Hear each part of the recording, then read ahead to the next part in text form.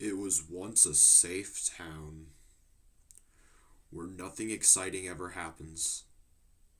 Until one day, something happened that made it seem as if Hawkins became cursed. But why? Maybe we'll never know for sure, but let's learn a thing or two here on the Hawkins Files. Hey everyone, it's me again, back with another video of the Hawkins Files. And today we're going to kind of rewind a little bit, because if you guys aren't fully aware, the season 1 recap never got finished. That never got uploaded anywhere, so you guys were unable to even see that. So before we even get divulged into all this season 5 stuff, we're gonna rewind and quickly do a recap of season 1. Now I don't have a whole lot of time to do this in, so I'm gonna just kind of go right through it, just quick as possible. So we start off season 1 with the boys, Will, Mike, Dustin, Lucas. They're all playing D&D in Mike's basement, and then they're told to end the night. And then as they're biking home, he's biking all the way back to his house, and he gets an encounter with what seems to be the Demogorgon, but it's also theorized to be Vecna, but that'll be a later thing we talk about.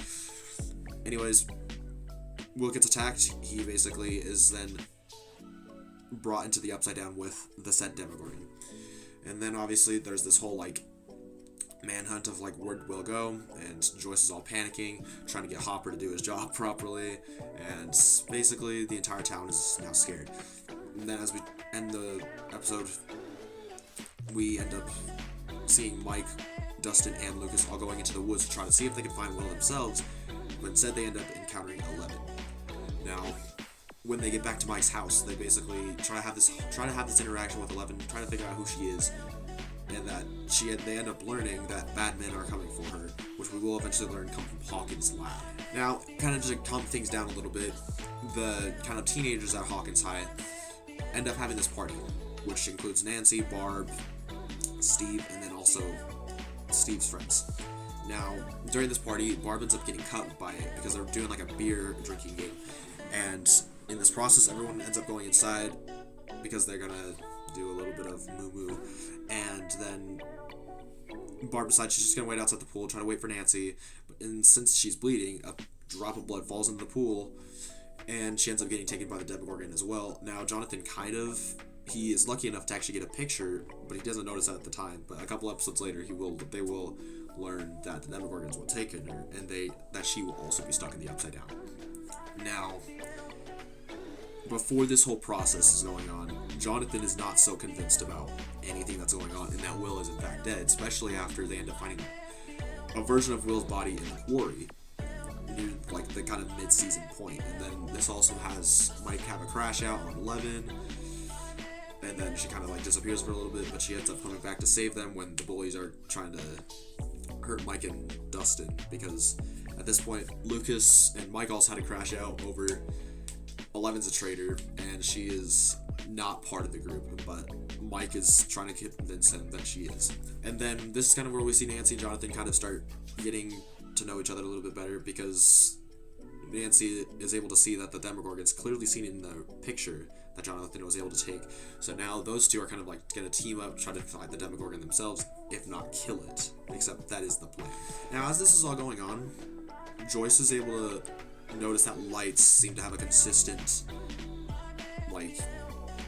that's how she's able to communicate with Will in the Upside Down, is through lights. So she ends up covering the entire house in Christmas lights, which everyone thinks she's crazy for it, but then when the Demogorgon eventually shows up, it makes all the lights start flickering, and then she starts panicking, but people still think she's crazy, until Hopper and Jonathan and everyone starts to figure out the truth, and that's when they realize she was right all along. Now, over time, we start to realize that it's all leading back to Hawkins' lab. Hawkins' lab is the core to where all these problems are coming from. So, essentially, Hopper decides to break into Hopper's lab initially, and then that's where he first figures out about the gate, except he ends up getting caught. And then they end up inducing him with a drug, and basically they end up wiring his house so that way he has to be very careful of what he says, or else he could end up getting, which would not be good. But on second attempt that he ends up bringing Joyce with him, Even though he was resistant at first, she ends up just coming along because it is her son. So basically, they both go into Hawkins' lab, which they also get caught again, but Hopper's able to talk them into it, saying nothing came from the lab. They're basically going to put on a lie, they're going to put on a story that all the problems that are happening in Hawkins right now is not coming from the lab has nothing to do with it. So that is the excuse they're able to use to head into the Upside Down to go look for Will. Now, in this process, Demogorgon has various attacks and ends up taking out like all the Hawkins like lab personnel that ends up going to Hawkins High because the kids are all waiting there.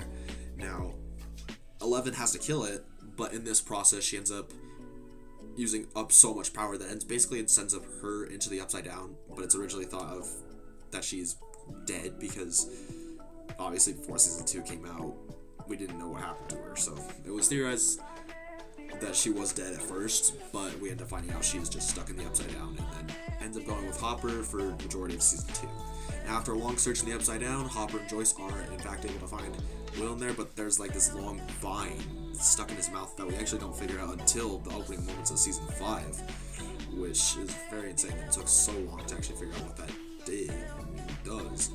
But up till that point, it's basically the core of saying Will is going to be forever changed. He is going to be part of the Upside Down permanently going forward.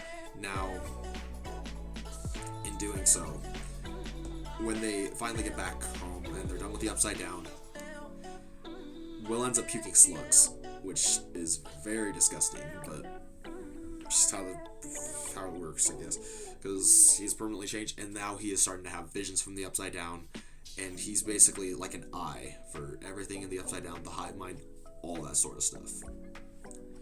Now, I know that was a really fast little recap, and it wasn't as broken down as I normally would have done it with like season 2, 3, 4, but like I said, I didn't really have much time to record this video, so I kind of just have to get it done and upload. But it will still have edited. It will still be edited. I promise there will be music. There's literally music right now. I'm telling you. Now, I hope you guys enjoyed this one. Starting next video, we are going to go into the Volume 2 predictions for Season 5. Some of my top predictions, what I think could possibly happen, relating to the stuff that we saw in just Volume 1 alone. So I hope you guys enjoyed this one, and I'll see you guys all next time. And remember, this has been the Hawkins Files.